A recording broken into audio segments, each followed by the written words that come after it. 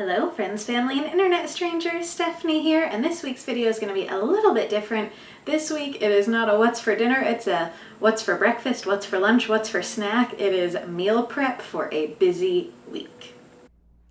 I do not work a traditional work week. I don't work your typical Monday through Friday, 8 or 9 to 5. I have a schedule that changes every single week. So I always have my same days off. But during my work week, I only know about a week in advance what time I'm going to be working. But once every 3 weeks, I do generally have a week with all closing shifts.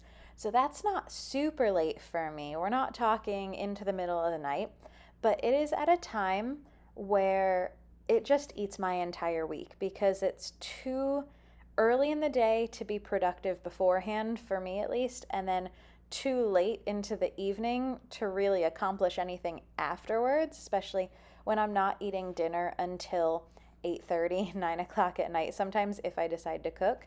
So I tend to go off track. I try and eat more at home, and I am trying to bring my lunch to work more. So I bring my lunch at least 3 to 4 days a week instead of eating out at work 4 days a week. I'm trying to get better about that. And this closing week that I have tends to be the week that sends me off track every single time. So this time I was determined I was not going to let that happen. I was going to do a bunch of prep in advance so that I could have at least all of my breakfasts and lunches, with the exception of maybe one of each, that I brought to work myself, so that I would save a little bit and not go completely off the rails with eating all sorts of junk food. I knew dinners, that would not be an attainable goal to do every single day, because takeout when I'm working later is honestly just so much faster, and I can be a little bit more productive if I am not cooking dinner when I get home from work. Maybe next time I have this week, I will try prepping all of my dinners in advance, but for this particular week, my main focus was breakfast, lunch, and snacks, so that I would not be tempted to continually buy all of my breakfast, lunch, and snacks, which I have gotten into the habit of doing because we have really good food where I work and multiple options of places to get food. So I very much enjoy buying my food at work, but my wallet does not. So what I'm doing here is prepping all sorts of veggies so that I can make salads if I want salads, or some of these I'm chopping into larger pieces so that they can be for snacking as a side for my lunches. So I've got some going into a small chop and some getting the nice stick treatment, as you can see right here. So those are the ones going into my lunches. Everything else is more for salads. I like my veggies to be chopped nice and small for my salads. I like the kind of salads that you can eat with a spoon. I like when I've got all my ingredients nice and small. Now, as you can see in here, I am putting some of my scraps from my veggies into a plastic bag. I have seen this on YouTube and on social media of other forms, that people have been putting their veggie scraps into bags and putting it into the freezer and then turning it into a veggie stock. So I have been trying that out. I haven't made a stock yet, but I have started this bag that I pull out of the freezer anytime I'm prepping veggies. So I didn't put the cucumber peels in there, but I did put all the carrot peels and all of the remnants of my bell peppers. Now, I love bell peppers. I never get sick of them. These are my favorite vegetable to snack on or have in salads, or even to cook into my meals. So I pretty much always have bell peppers on hand. I have noticed that my veggies stay fresh longer if I dry them off. So that's what I'm doing here. I'm just using a towel and drying off as much of the moisture from those veggies as possible before I put them in the fridge. And it did work out well. I kept my lettuce out of my salad mixture there, of all of my salad veggies, because I knew I wasn't going to have salad for the first couple days of this week. I knew it was going to be for later in the week, and the lettuce is the thing that always makes the salad go bad the fastest. So I left my lettuce all separate, and just had a big bowl with the rest of my veggies. And I have found it really does help with that. But let me know, what are your favorite veggies to have for snacks and to put into salads? What are the veggies you never get sick of? Leave them in the comments down below. Next up, washing off some fruit. I had never washed strawberries like this before. I wash my fruit and I wash my veggies, but I had never done the thing where you put vinegar in the water and let it sit for a little bit. They stayed fresh, but I could taste the vinegar, so I don't know if maybe I put in too much.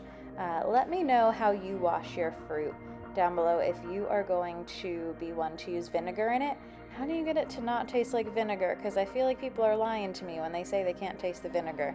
Also, my Aldi strawberries have not been that great lately.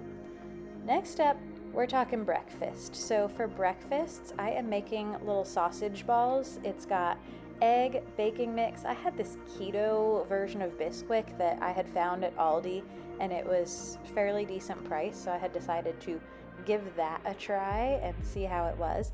And these were a little bit dry. I could tell when I was starting to mix it up, so I did add milk, which was not in the recipe, and that helped. These did not taste as dry once I added milk in. Not that I had tasted them with the raw meat in there, but I could just tell they were dry.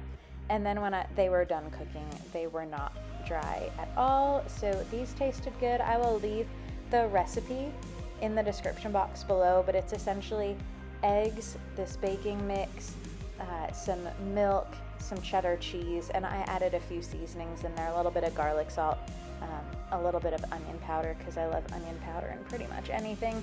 So once I've got that all mixed up, which I do with my hands with gloves on because I don't like getting stuff underneath my nails, I clean off my counter a little bit, and then I'm going to scoop these out using a little cookie scoop onto a baking sheet. And I know that this is way too much for me for 1 week. I am not going to go through all of this in 1 week. So I froze half of these, and then the other half I portioned out and took these to work.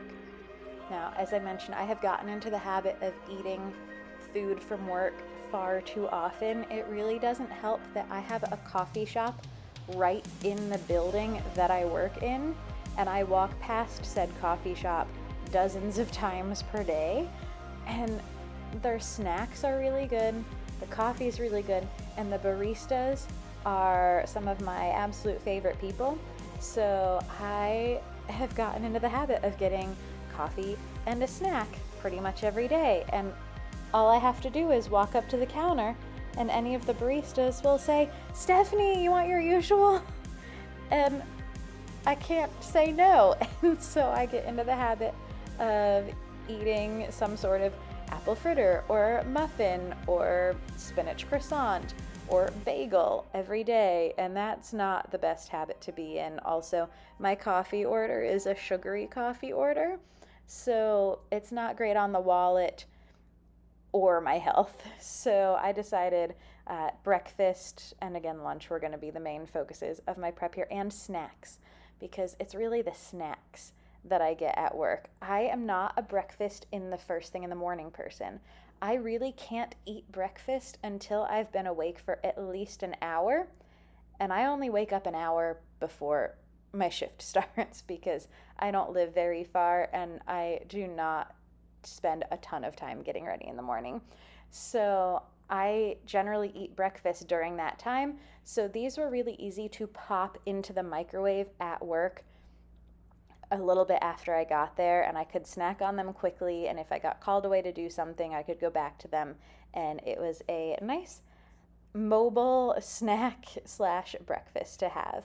While I had the cheese out to do the sausage balls, I decided, since I didn't know what I was going to do for dinner, maybe I would want something with cheese, and I went ahead and just grated all of the cheese that I had not grated yet in my apartment. I had a big block of cheddar, and then I also had a big block of the Monterey Jack cheese as well. So I didn't really use the cheddar for too much this week, but the Monterey Jack did go into my lunches, which were buffalo chicken wraps. So for my lunches, my buffalo chicken wraps, I had chicken that I meal prepped, and I will show y'all or I will link rather in the description box down below the video in which I showed y'all how I batch cook my chicken. I cook it in the Instant Pot, I season it in the Instant Pot, and then I put it in the freezer pre-cooked so that I have it for things like wraps, lunches, casseroles, anything like that. I like having pre-cooked chicken on hand, so I used that for my wraps. But in the meantime, after I finished my cheese, before I finished my wrap, I finished up my strawberries. So I did take these out of the water, I dried them off a little bit, and they did keep well in this glass jar. Not as well as my veggies, but they did last. But again, Aldi produce has not been as great lately. Let me know if you're Aldi, if you've been finding the produce isn't as great. I wanted to have some yogurts for snacks as well, so I just wanted to give myself options this week, so I would have plenty to choose from, because sometimes I can get bored of eating the same food over and over. So 2 of my yogurt cups have the strawberries in them, and 2 get some of this little dark chocolate peanut crunch granola that I had gotten a while back and only used once or twice. This yogurt, not that great, so I did find that if I added a little bit of stevia and a little bit of almond extract to it, it was perfect. Also, I know I'm using a lot of bags, a lot of plastic bags, a lot of plastic cups, a lot of these little side cup things, and I know that's not great for the environment. But here's what happens. I work in a situation where my break room doesn't have a sink. So as much as I try and use Tupperware that I can reuse, what happens is without the ability to wash it out before I come home, it sits and it gets gross, and then I end up throwing my Tupperware away because I can never get it clean. So honestly, as much as I know that I should not be using as many plastic bags and plastic cups, until I can wash my dishes at work and not have them get really, really gross, I will continue to use my single-use items and feel guilty about it every single time. All right, so back to my buffalo chicken wraps here. This is my chicken that I have chopped up. My buffalo sauce is really simple. It's butter, hot sauce, and seasoning. I use the Corruption seasoning that I talk about all the time. If you're new here, welcome. I hope you'll consider subscribing, and you're gonna hear about that Corruption seasoning all the time. So here is all of my meal prep stuff. I put everything in separate containers for my wraps. That way I don't have them getting soggy as they sit for several days. I am prepping my coffee as well, because again, I mentioned I love buying my sugary coffee at work. I recently got a Keurig and started making my coffee at home. I do like iced coffee, so I will freeze coffee, just straight coffee out of my Keurig, into ice cube molds, and I will freeze it, and now I'm good to go with my coffee not getting watered down. So this is a morning where I'm getting ready for work the first day of that week. I knew I wasn't going to eat every single thing that I packed this day, but it was going to give me options, and then the next day I wouldn't have to pack a big lunch again because I would already have some of the stuff in the fridge at work from the day before.